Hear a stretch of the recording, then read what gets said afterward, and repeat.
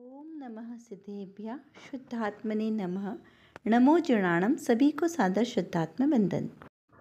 आज श्रावण कृष्ण अमावस्या का यह शुभ मंगल पावन दिवस है और प्रतिदिन प्रसारित होने वाले सुनकर संदेश में से आज जो संदेश हमें प्राप्त हुआ है, यह संदेश हमें यह बताता है कि किस प्रकार राग दुखदायी है, किस प्रकार राग के वश होकर जीव अपना ही अहित करता है और किस प्रकार से वीतराग भाव को ग्रहण करने से जीव शाश्वत सुख और शांति को प्राप्त कर सकता है। तो चलिए पढ़ते हैं पहले आज का यह संदेश। इसमें लिखा है कि जिसने शांति का स्वाद सब चख लिया है, उसे राग नहीं पुसाता, वह परिणति में विभाव से दूर भागता है। जिसे थोड़ी भी शांति का वेदन वर्त रहा है, ऐसे ज्ञानी राग से दूर भागता है। क्या बताया है यहाँ पर? ऐसे जीव की बात बताई है जिसने राग का पोषण किया और दूसरा जिसने राग से रहित अवस्था को अनुभव किया। यहाँ दो जीव की बात करें। देखिए, हम जब दो पार्टी को खड़ा करेंगे तब हमें समीचीन निर्णय होगा। कोई भी बात को दो पक्षों की बात सुनी जाती है तब जज का निर्णय सही आता है। एक पक्ष की बात सुनकर कभी भी निर्णय सही नहीं देता। इस सब का हम सबको बहुत अच्छे से अनुभव है। तो यहाँ पर ये दो पार्टी कौन सी है, जिसे हमने पिछली कक्षा में समझा था कि मिथ्यात्व और सम्यक्त्व, ऐसी दो पार्टियाँ हैं। तो मिथ्यात्व यानी उल्टा श्रद्धान करने वाला, विपरीत कार्य करने वाला, और सम्यक दृष्टि सही श्रद्धान करने वाला, सच्चा कार्य करने वाला। ऐसे दो पार्टी है, एक सत्य की पार्टी है, दूसरी असत्य की पार्टी है। और यहाँ पर अभी दो पार्टियाँ कौन है? एक राग की पार्टी है और एक वीतराग की पार्टी है। तो यहाँ पर कहा कि जिसने सुख शांति का सब स्वाद चख लिया है। यहाँ पे किसकी बात चल रही है? जिस मनुष्य ने सच्चे सुख का स्वाद चख लिया है। अब सुख भी दो प्रकार का हो सकता है। वैसे तो सुख एक ही प्रकार का है, शांति भी एक ही प्रकार की होती, लेकिन हम यहाँ पर दो प्रकार से समझते हैं, एक असली शांति और एक नकली शांति। जैसे डायमंड, हम डायमंड खरीदने जाते हैं, ज्वेलरी खरीदने जाते हैं, तो वहाँ हमें दो टाइप के मिलते हैं ना, एक नकली वाला डायमंड मिलता है और एक ओरिजिनल डायमंड मिलता है। तो ओरिजिनल डायमंड की कीमत कितनी होती है? लाखों करोड़ों में होती है, और नकली वाले डायमंड की कीमत कुछ 100-200 रुपये, 1000 रुपये में होगी, इससे ज़्यादा नहीं होगी, है ना। तो दोनों में कितना डिफरेंस है? कुछ शून्यों का ही तो डिफरेंस है, नहीं, बहुत गुणवत्ता में डिफरेंस है। देखने में करीब करीब वो एक जैसे लग सकते हैं, लेकिन होते नहीं हैं। हमें एक जैसे का आभास कराते हैं, लेकिन एक जैसे नहीं होते। इसको कहते हैं उसका आभास होना। तो ऐसा होता है कि सुखाभास होना, शांति आभास होना, कि शांति का आभास हो रहा है, सुख का आभास हो रहा है, लेकिन वहाँ पर सुख नहीं है। जैसे हमने घर में एसी लगाया, गर्मी का सीज़न है, अब घर में हमने पूरे फुल घर में एसी लगा दिया, तो हमें वहाँ पे सुख का आभास हो रहा है ना, क्योंकि बाहर तो तपती धूप है और घर में आए तो वहाँ पे हमें सुख का आभास हुआ, सुख नहीं है। क्यों? क्योंकि अगर ज़्यादा देर हम उसी अवस्था में बैठे रहेंगे तो हमें वहाँ पे भी ठंड लगने लगेगी, तो फिर वहाँ पर हमें भी अच्छा नहीं लगेगा। फिर हम क्या करेंगे? गर्माहट की तरफ जाएंगे। क्यों? क्योंकि वहाँ पे सुख नहीं मिला। तो सुख तो वो है जहाँ से हमें कभी दुख की उत्पत्ति ना हो। वो सुख वो है जिससे हम कभी उबे ही ना, जिससे हम कभी बोर नहीं हो जाए। हमेशा वो हमें जितना भी मिले हमें वही अच्छा लगता है ना। ऐसा आप विचार करो कि ऐसे आपको कौन कौन सी वस्तुएं जो आपको सुख की अनुभूति कराती है, तो और वो आपको कितनी देर तक सुख की अनुभूति कराती है, तो उससे आपको पता चलेगा कि सच्चा सुख क्या है। हमारे पास जितने भी भौतिक साधन हैं या जो भी हमारे रिश्ते भी हैं, क्योंकि बहुत से जनों को रिश्तों में सुख मिलता है, अपने माता पिता के साथ रहना, अपने बच्चों के साथ रहना, तो वहाँ पर विचार करना है कि हम इनके साथ कितनी देर तक अच्छे से शांति से रह सकते, जब तक हमें इनसे दूरी नहीं बनानी पड़े। कब तक? जब तक वो हमारे लिए अच्छा बोलेंगे, हमें परेशान नहीं करेंगे, तब तक वो हमें अच्छे लगते हैं ना। जब वो हमारी हर बात मानेंगे तब तक अच्छे लगते हैं, और जहाँ उन्होंने हमारी बात नहीं मानी या अपनी कोई बात मनवाना चाहिए तो हमें वहाँ से उनसे दुख की अनुभूति होती है। जैसे जब तक किसी बच्चे को डांट नहीं पड़ेगी ना, तब तक तो माता बहुत अच्छी लगती है, और जहाँ माता की डांट पड़ी तो माता उस समय कैसी होती है? बुरी लगने लग जाती है ना। क्यों? क्योंकि उनकी इच्छित वस्तु का कार्य नहीं करने देते। तो ये क्या है? ये सुख नहीं है। क्यों? क्योंकि यहाँ थोड़ी देर के बाद आपको अरुचि हो गई ना, घर में रहते रहते बहुत दिन तक बोर हो जाते, तो क्या सोचते हैं? चलो कहीं बाहर घूमने चलें, कहीं बाहर जाएं। क्यों? वहाँ पे चेंज हो जाएगा, चेंज चाहिए। तो चेंज के लिए हम जो बाहर जा रहे हैं, तो ये जो चेंज के लिए बाहर जाने की भावना है ना, यही दुख बताती है। ये हमें ये बताती है कि यहाँ पर तुम्हें दुख लग रहा था, इसीलिए अब तुम क्या कर रहे हो, बाहर जा रहे हो, क्योंकि यहाँ पर सुख नहीं है। फिर बाहर घूम घूम के बोर हो जाते हैं, थक जाते हैं। जब बहुत थकान हो जाती है तब क्या कहते हैं कि चलो अपने घर में जाएंगे, और घर में जाके शांति मिलेगी, सुख मिलेगा। तो इसका मतलब कि बाहर गए तो वहाँ पे भी सुख शांति नहीं मिली, घर में आ रहे तब भी तुम्हें सुख शांति नहीं मिली। तो उस सुख शांति की खोज आपकी बराबर चालू है, इसीलिए आप बार बार उसे खोजने के लिए बाहर जाते हो, बाहर परद्रव्यों में जाते हो। तो ये बाहर के जितने भी परद्रव्य हैं वहाँ पर सुख और शांति नाम की कोई वस्तु ही नहीं है। वहाँ पर सुख शांति की वस्तु नहीं है, तो हम वहाँ पर ढूंढेंगे तो मिलेगी कैसे? वो सुख और शांति मेरे ही अंदर में है, मेरे ही आत्म स्वभाव में वो सुख शांति का साम्राज्य भरा है, इसलिए मुझे कहीं और बाहर जाने की आवश्यकता नहीं है। जैसे एक बुढ़िया की सुई घूम गई, अब उसे किसी सज्जन ने कहा कि यदि कोई हमें वस्तु घूम जाती है तो वो ऐसे नहीं मिलेगी, उसके लिए प्रकाश चाहिए, प्रकाश में मिलेगी। तो बुढ़िया को बात याद आई कि अरे उन्होंने मुझे कहा था कि कोई चीज़ घूम जाए तो प्रकाश में ढूंढना। तो वो क्या करती है, बाहर जाके स्ट्रीट लाइट में खड़ी होकर वहाँ पे ढूंढने लगती है। काफ़ी समय हो जाता है। अब वो सज्जन आते हैं और पूछते हैं क्या हुआ अम्मा जी, क्या कर रही हो? तो बोलते मेरी सुई घूम गई और वो मैं ढूंढ रही हूँ तो मिल नहीं रही है। तो बोले कहाँ गिरी थी? तो बोले गिरी तो घर में थी, तो फिर यहाँ क्यों ढूंढ रहे हो? तो बोले आप ही ने तो बताया था कि प्रकाश में ढूंढना। तो फिर वो क्या बताते हैं कि भाई प्रकाश में ढूंढने को कहा था, लेकिन जिस जगह गिरी उस जगह प्रकाश करो और वहाँ ढूंढो तो वो चीज़ मिलेगी। अब गिरी तो घर में और बाहर प्रकाश में ढूंढोगे तो ऐसे कभी नहीं मिलेगी। वैसे ही हम भी क्या कर रहे हैं, जहाँ पे रियल में सुख है वहाँ पर तो हम खोज नहीं रहे, और सुख को कहाँ खोज रहे हैं, बाहर में जहाँ पर सुख है। जहाँ पर सुख नहीं है वहाँ पर हम सुख खोज रहे हैं, जहाँ है वहाँ नहीं खोज रहे, तो हमें कभी सुख और शांति नहीं मिलेगी। इसीलिए आचार्य देव बहुत करुणा करके हमें समझाते हैं कि वो सुख और शांति मेरे ही अंदर है, तो वहाँ पर जाकर देखो। और जिसने उस सुख और शांति का स्वाद एक बार भी चख लिया है ना, थोड़ी सी देर के लिए भी, उसको फिर राग नहीं पुसाता, क्योंकि वो सुख और शांति में क्या है, वीतरागता में सुख और शांति है, एकत्व स्वभाव में शांति है।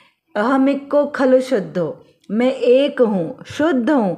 जो ऐसी चिंतन धारा चलती है, ऐसे अपने निज शुद्धात्मा की भावना चलती है, वहाँ पर सुख और शांति है। तो जिसने एक बार भी क्षण मात्र के लिए भी अपने आप को एकत्व स्वभावी अनुभव किया है, पर द्रव्यों से भिन्न एकमात्र अपने आत्म स्वभाव को जिसने अनुभव किया है कि मैं ही आत्मा हूँ, मैं ही हूँ जीव, जीव कोई और वस्तु नहीं है, आत्मा कोई और नहीं है, मैं ही हूँ, जिसने ऐसी अनुभूति कर ली है, ऐसा श्रद्धान कर लिया है, उसे कभी भी राग नहीं पुसाता मतलब उसे राग अच्छा नहीं लगता।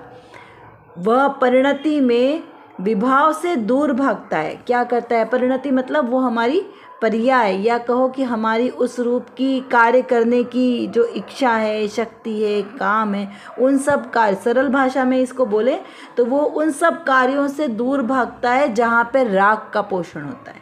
जहाँ राग होता है उन सब कार्यों में वो रुचि नहीं लेता। भागने से मतलब ऐसा नहीं कि कहीं भाग के कहीं और जा रहा है, वहीं पर है। वो घर गृहस्थी में रहते हुए भी, घर परिवार में रहते हुए भी वो राग भाव में अरुचि उससे हो जाती है, वहाँ रुचि नहीं लगती। जैसे घर में ही देख लो, यदि हमें कोई वस्तु है, कई बार ऐसा होता है कि हमें किसी वस्तु से अरुचि हो जाती है ना। कई बार होता था ऐसे कि किसी को पराठे की स्मेल से अरुचि हो जाती है, तो वो उसे पहले बहुत पसंद थे, लेकिन एक बार उसे किसी भी कारण बस उसे उस चीज़ से अरुचि हो गई, तो फिर वो उसे पसंद चीज़ को भी खाना पसंद नहीं करता है ना, क्योंकि उसको उससे अरुचि हो गई। ऐसे ही पहले हमें यही सारी भोग सामग्री, रिश्ते अच्छे लगते थे, लेकिन जिस समय हमें ये पता चल गया कि ये राग दुखदाई है, यहाँ पर सुख नहीं है, तो फिर वहाँ पर हमें उन सब चीज़ों में आनंद आएगा क्या? नहीं आएगा ना, बिल्कुल आनंद नहीं आएगा। जैसे किसी बच्चे को मैगी बहुत पसंद है बचपन से, वो बहुत मैगी की उसे बहुत इच्छा थी, पूरा दिन उन्हें हर दिन मैगी दे दो तो भी उसे अच्छा लगता है। लेकिन जिस दिन उसे पता चला कि इस मैगी में पिग फैट डलता है, पिग फैट सूअर का मांस डलता है, चर्बी डलती है इसमें, नूडल्स में, बाजार की जो मैगी आती है उसमें लिखा होता है पैकेट पे, तो जिस दिन उसने स्वयं अपनी आंखों से पढ़ लिया, तो उस दिन के बाद से उस बच्चे ने उसको खाया नहीं खाया, तुरंत त्याग हो गया। क्यों? क्योंकि उसे पता चल गया कि अरे इसमें अभक्ष्य वस्तु डली है, ये तो मेरे खाने योग्य नहीं है, तो तुरंत तो उससे वहाँ पे अरुचि हो गई। किसी को कहना नहीं पड़ा। यदि कोई उसे कह के छुड़वाए तो उसे कभी नहीं छूटती, लेकिन जब स्वयं पता चल गया तो वो सहज ही छूट गई, क्योंकि उससे अरुचि हो गई। ऐसे ही जब तक मुझे नहीं पता था कि ये बाहर के पर पदार्थों में राग करना अच्छा नहीं है, मेरे लिए दुख का कारण है, यहाँ पर सुख शांति नहीं है, तब तक तो मैंने किया। लेकिन जिस समय मुझे एक बार में पता चल गया कि ये राग में सुख नहीं है, वीतरागता में सुख है, सुख शांति वीतरागता में है, तो फिर वहाँ पर इन राग भावों में रुचि नहीं है, उनमें वहाँ पर उसे अच्छा नहीं लगता। तो यहाँ पर यही कहा कि जिसे थोड़ा सा भी शांति का वेदन वर्त रहा है, यानी जिसे थोड़ा सा भी वो अंतर में आत्मिक सुख का आनंद आ रहा है, वर्त रहा मतलब आनंद आ रहा है, कंटिन्यू, यहाँ पे कंटिन्यूस टेंस की बात चल रही है। क्योंकि कैसे, जिसे थोड़ा सा शांति और सुख, कैसे अंदर में आनंद के झरने बारंबार बारंबार भरते, जैसे मुनिराजों को ना, आनंद के झरने झरते प्रदेशों से, जब निज ध्यान आत्म में, जब वो अपने निज आत्म का ध्यान करते हैं तब उनके आत्मा के प्रदेश प्रदेश से आत्मा के आनंद के झरने झरते हैं। आनंद के झरने वैसे नहीं कि वो फॉल से गिर रहा है, वो झरना नहीं, यहाँ आत्मा की सुख की बात को झरने के रूप में ऐसा कहा जाता है। तो ऐसे आत्मा में आनंद आनंद आनंद आता रहता है, जिसे थोड़ा सा भी अपने स्वभाव का ज्ञान हुआ। तो ऐसे ही जिसने अपने आप को चैतन्य स्वभावी अनुभव किया, ज्ञाता दृष्टा अनुभव किया, उसे अंतर में सुख और शांति निरंतर चलती रहती है, उसे कहते हैं सम्यक दृष्टि। जिसने भेद ज्ञान कर लिया है मेरे निज शुद्धात्मा का और परद्रव्य का, ऐसे ज्ञानी राग से दूर भागता है। ऐसा ज्ञानी कभी भी राग के कार्यों में लिप्त नहीं होता। जल में रहते हुए भी कमल कैसा होता है? जल से निर्लिप्त होता है। जल में कीचड़ में रह के भी उसके पत्तों पे आप देखना, कभी जिसने नहीं देखा वो एक बार जरूर जाकर देखें कि किस प्रकार कमल का पुष्प कीचड़ में जल में रहता है, लेकिन फिर भी उसके पत्तों पर एक बूंद पानी की नहीं टिकती। तो ऐसा ही मेरा आत्म स्वभाव है, जो अनादिकाल से इस शरीर के देह देवालय में विराजमान है, लेकिन फिर भी उससे कैसा है, रंच मात्र भी छुआ नहीं, उसको रंच मात्र भी स्पर्श नहीं किया, उससे वो सुखी या दुखी नहीं होता। मेरा आत्मा अपने ज्ञान दर्शन और चारित्र स्वभाव में ही निमग्न रहता है, उसी के ध्यान में, उसी के ज्ञान में, उसी के अनुभव में वो रहता है। यही उसका सच्चा स्वरूप है और यही सुख और शांति का मार्ग है। कौन सा मार्ग है? सम्यक दर्शन, सम्यक ज्ञान और सम्यक चारित्र रूपाचरण। सम्यक दर्शन यानी सच्ची श्रद्धा करना, अपने आत्मस्वरूप पर सच्ची श्रद्धा करना और उसका ज्ञान करना कि हाँ मैं आत्मा हूँ, ज्ञाता दृष्टा स्वभावी मैं आत्मा हूँ, और उसका ही अनुभव करना कि मैं राग से भिन्न एकमात्र वीतराग स्वभावी वाला आत्मा हूँ, ऐसा अनुभव करना, वो हुआ सम्यक चारित्र। तो इस प्रकार हम भी शीघ्र अपने आत्मस्वरूप को इसी प्रकार से अनुभव करें, यही हमारा लक्ष्य होवे। अब चलिए देखते हैं आज की रत्नकणिका में कौन सा विशेष प्रश्न है। यहाँ पर पूछा गया है एक श्रोता ने कि पुद्गल में ऐसी कौन सी शक्ति है कि जो चैतन्य को विभाव रूप परिणमन करा देती है। क्या पूछा प्रश्न कि पुद्गल में यानी जो जड़ है, नॉन लिविंग थिंग में ऐसी कौन सी शक्ति है जो चैतन्य यानी लिविंग थिंग को अपने स्वभाव से विपरीत परिणमन करा देती है। इसको हम अगर एक उदाहरण से समझे तो ऐसा कौन सा पावर है नॉन लिविंग थिंग मतलब आप टेबल समझो, इस टेबल में ऐसा कौन सा ऐसी शक्ति है, ऐसी कौन सा उसमें प्रभाव है जिससे वो जीव यानी मेरे आत्मा को उस रूप परिणमन कराने में मदद करा देती है। तो उसका समाधान करते हुए यहाँ पर जो लिया है आज पुरुषार्थ सुद्धपाई जी ग्रंथ के 13वें नंबर का जो श्लोक है उसकी भावार्थ के आधार से लिया है। बहुत ही सुंदर पुरुषार्थ सुद्धपाई जी ग्रंथ चरणानियों का बहुत ही अच्छा ग्रंथ है। इसमें पांचों अणुव्रतों का, महाव्रतों का बहुत सुंदर वर्णन है। रात्रि भोजन त्याग का भी बहुत सुंदर वर्णन, मतलब हिंसा किस प्रकार से होती है और किस प्रकार से हिंसाओं से निवृत्त हुआ जाता है, उस सब का बहुत ही विस्तार से यहाँ पर वर्णन किया है। श्रावक की 11 प्रतिमाओं का वर्णन है। समाधि मरण कैसे लेना, क्यों लेना, कब लेना, उसका क्या उपयोगिता है, क्यों हमारे लिए आवश्यक है, ये सब बहुत सुंदर वर्णन है। यानी आप उसे समझ सकते हो कि मिनी रत्नकण शावकाचार्य जी। जैसा रत्नकण शाहुकाचार्य जी में जो वस्तु स्वरूप बताया है उसी को यहाँ पर शॉर्ट रूप में लेकिन बहुत ही अच्छे तरीके से यहाँ पर लिखा गया है। तो चलिए हम पहले पढ़ते हैं इसका भावार्थ। जिस प्रकार किसी मनुष्य के सिर पर मंत्र पड़ी हुई धूल डाली हो तो उस धूल के निमित्त से वह पुरुष स्वयं को भूलकर नाना प्रकार की विपरीत चेष्टाएं करता है। मंत्र के निमित्त से उस धूल में ऐसी शक्ति हो जाती है कि वह बुद्धिमान पुरुष को विपरीत परिणमन करा देती है। उसी प्रकार इस आत्मा के प्रदेश में रागादिक के निमित्त से बंधे हुए पुद्गलों के निमित्त से यह आत्मा स्वयं को भूलकर नाना प्रकार के विपरीत भाव रूप परिणमन करता है। इसके विभाव भावों से के निमित्त से पुद्गलों में ऐसी शक्ति हो जाती है कि वह चैतन्य पुरुष को विपरीत परिणमन करवा देती है। इस भांति भाव कर्म के निमित्त से द्रव्य कर्म और द्रव्य कर्म से भाव कर्म होता है। इसे ही संसार कहते हैं। देखिए यहाँ पर कितनी बातें आई, 3 बातें मुख्य आई है। एक तो आई है कि जो जीव है वो किसी के निमित्त से, कौन? जीव एक द्रव्य है और पुद्गल एक द्रव्य है, लेकिन जीव द्रव्य पुद्गल द्रव्य के निमित्त से विपरीत परिणमन करता है। एक तो ये हमें समझना है कि विपरीत परिणमन कैसे करता है। दूसरा, जो विभाव है, जो आत्मा स्वभाव है, अपने स्वभाव रूप से विभाव रूप परिणमन क्यों करता है। तीसरा है कि द्रव्य कर्म से भाव कर्म बंधे और भाव कर्म से द्रव्य कर्म बंधे। तो ये कैसे हो सकता है? ये दोनों में क्या है? इतरेत्राश्रय दोष। मोक्ष मार्ग प्रकाशक जी में इसे कहा इतरेत्राश्रय दोष, मतलब एक दूसरे के आश्रय से जो कार्य होता है उसे दोष का है। वो ऐसा होता नहीं है। एक दूसरे के आश्रय से कैसा होगा?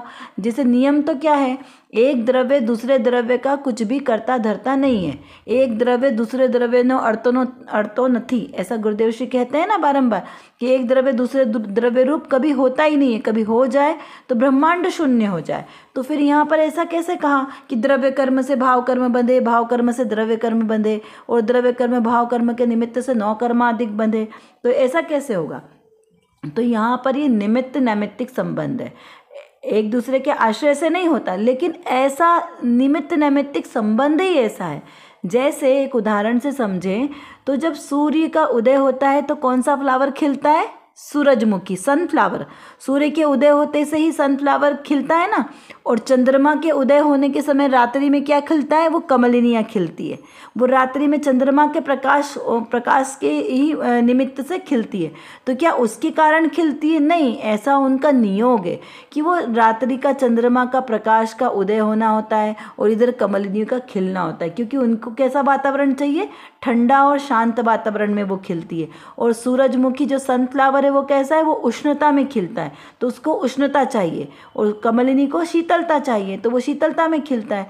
और जिसे उष्णता चाहिए वो जब सूर्य का उदय होता है तो वो खिलता है। तो इन दोनों का निमित्त नैमित्तिक संबंध है। ऐसे ही जब जीव मोह करेगा या राग करेगा तो अपने मोह राग द्वेष रूप परिणामों से उसको द्रव्य कर्म होंगे, उसको 9 कर्मादिक की संरचना। क्योंकि कर्म कब आश्रय होगा ना, कब होगा जीव को आश्रय? जब वो मोह राग द्वेष करेगा तो आश्रय होगा।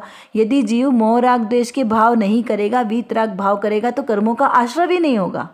तो जो उसको बंधे, कर्म का बंधन नहीं होगा, आश्रय होगा पर कर्म का बंधन नहीं होगा। क्योंकि 13वें गुणस्थान तक आश्रय कहाँ है ना, लेकिन बंध नहीं है। तो आश्रय तो होगा, क्योंकि शुभ और अशुभ भाव वहाँ पर बहुत सूक्ष्मता की बात चलती है 13वें गुणस्थान में। अभी हम यहाँ मिथ्या दृष्टि जीव की बात कर रहे हैं। तो यहाँ मिथ्या दृष्टि जीव को तो निरंतर राग और द्वेष के परिणाम हो रहे हैं, क्योंकि आर्त और रौद्र ध्यान उनका कंटिन्यू चालू है। कब तक चलता है? 5वें गुणस्थान तक चलेगा रौद्र ध्यान और आर्त ध्यान चलेगा 6वें गुणस्थान तक, उसके कुछ समय तक। सबको चले जरूरी नहीं है, लेकिन ये ऐसा नियम है कि ये चलेगा। अब कितने समय तक चलेगा, किस तरीके से चलेगा, वो अलग अलग बात है। मिथ्या दृष्टि को तो पूरे समय चलता रहेगा, और बाकी जो ज्ञानी जीव है, सम्यक दृष्टि जीव है, उनको अपने परिणामों के अनुसार चलेगा। क्योंकि कभी कभी उनको वितराग भाव भी आते हैं ना, क्योंकि ज्ञानी जीव है, इसलिए वहाँ पर अपने अपने परिणामों के अनुसार समझना। तो यहाँ पर हमें यह लेना है कि जो हमने जिस प्रकार के विभाव भाव किए, तो उस अपेक्षा से हमारे कर्म बनेंगे। जो जैसा एग्ज़ाम पेपर में आंसर लिख कर आएगा उसको उसके अनुसार ही टीचर नंबर देगा। सबको एक जैसे नंबर नहीं मिलते, पढ़ाया तो सबको एक जैसा जाता है, लेकिन नंबर सबको कैसे मिलते हैं, जो जैसा अपनी आंसर शीट में लिखेगा वैसे उसको मार्क्स मिलेंगे। तो वैसे ही जीव ने हमने जैसा परिणाम करेंगे वैसा ही हमें उसका फल मिलेगा। तो यहाँ पर जीव मोहन धूल यानी कि मोह के वश में होकर जीव अपने स्वभाव के विपरीत परिणमन करता है, तो इसलिए उसको द्रव्य कर्म बनते हैं। और द्रव्य कर्म के कारण, द्रव्य कर्म कौन से, ज्ञानावरणादिक द्रव्य कर्म, तो उसके आश्रय से जीव मोह राग द्वेष करता है और वो कहलाते हैं भाव कर्म। और उसके अनुसार जीव को शरीर आदिक संरचना, वैभव, संपन्नता, दुख आदि सब जो सामग्रियाँ हैं वो सारी मिलती है, उसे कहा नौ कर्म। तो इस प्रकार ये तीनों कर्म सिर्फ जीव के विभाव रूप परिणमन करने से बनते। अब हमें यह विचार करना है कि जीव विभाव रूप परिणमन क्यों करता है, क्योंकि अपने स्वभाव को भूल जाएगा तब वो विभाव रूप परिणमन करेगा।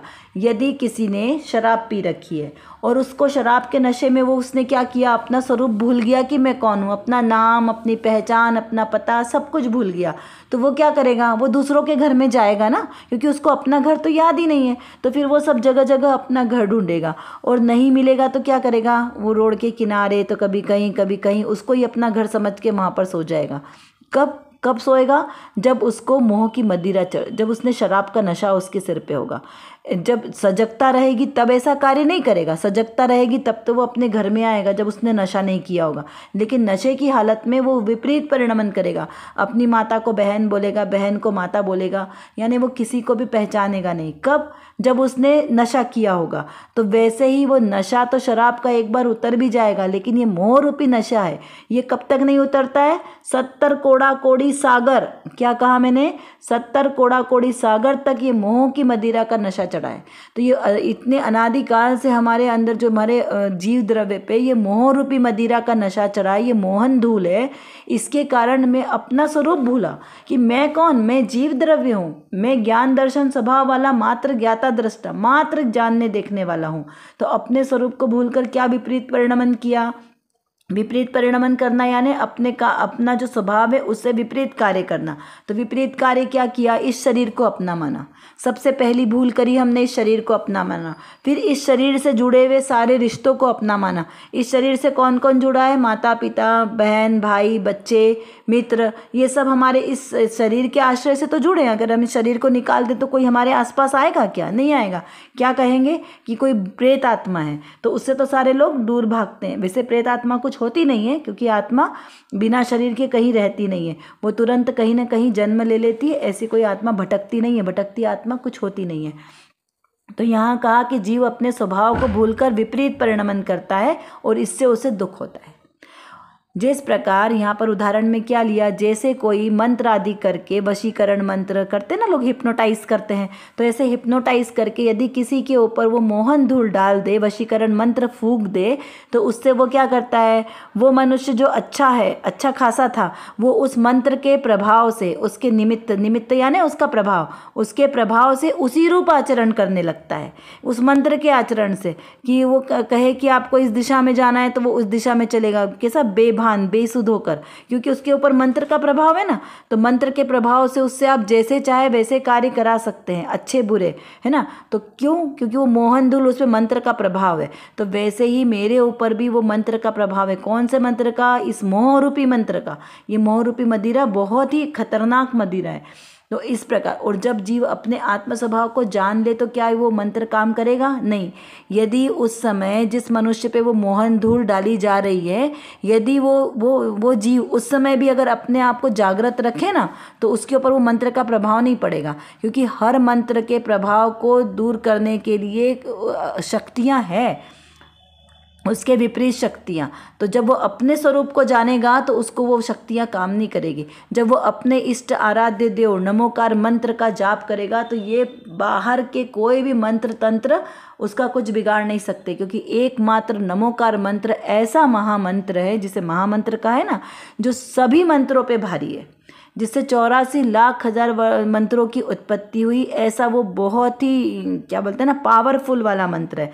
इसके ऊपर किसी का मंत्र नहीं चलता, बस उसका श्रद्धा पूर्वक शुद्ध उच्चारण के साथ जाप करने से, उस पर श्रद्धा रखने से कोई भी दूसरे मंत्रों का प्रभाव नहीं पड़ता। इस प्रकार इसको समझना। अब यहाँ पर क्या बात आई है कि पुद्गल के परिणमन में, पुद्गल द्रव्य में ऐसी परिणमन करने की शक्ति है। तो पुद्गल द्रव्य और जीव द्रव्य दोनों में एक क्रियावती नाम की शक्ति है जिससे ये क्रिया करते हैं। तो पुद्गल द्रव्य में पुद्गल रूप क्रिया करने की शक्ति है जिसे क्रियावती शक्ति कहे, और जीव द्रव्य में जीव द्रव्य के परिणमन रूप क्रियावती शक्ति है। लेकिन दोनों के कार्य अलग अलग है, दोनों एक दूसरे के कार्य नहीं करते। इस प्रकार समझना।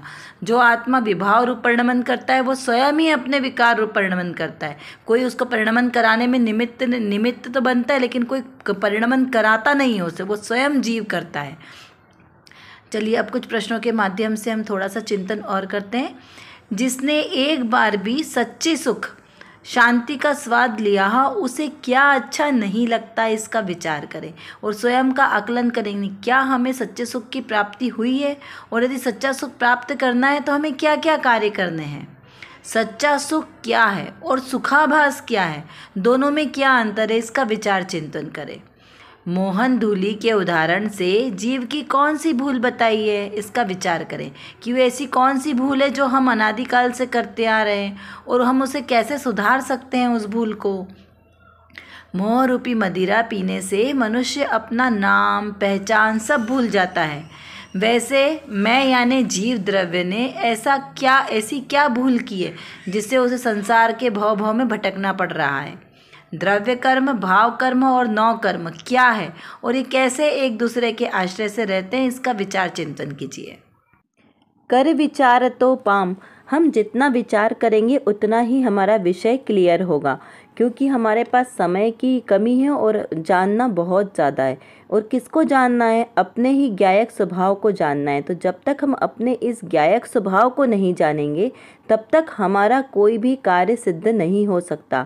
तो एकमात्र जो मेरे अंदर मतलब मेरे आत्म स्वभाव में जो ज्ञान नाम का विशेष गुण है, इस गुण को एकमात्र अपने ज्ञायक स्वभाव को जानने में लगाएं तो निर्विकल्प दशा की प्राप्ति होगी। और इस निर्विकल्प दशा के ही आश्रय से हमें शाश्वत सुख की प्राप्ति होगी। तो वो शाश्वत सुख हमें प्राप्त हो, इसीलिए पुरुषार्थ करना आवश्यक है। उसके लिए व्यवहार से तो सच्चे वीतरागी देवशास्त्र गुरु का आश्रय लेना योग्य है, और निश्चय नय से मेरी निज शुद्धात्मा का आश्रय लेना ही सर्वश्रेष्ठ उपाय है। अभी के लिए बस इतना ही। विशेष चर्चा हम आगे की कक्षाओं में करेंगे। तब तक हम अपने आत्मस्वरूप को जानें, पहचानें और उसी में लीन रहें। इसी विशेष मंगल भावना के साथ आप सभी को सादर जय जिनेंद्र।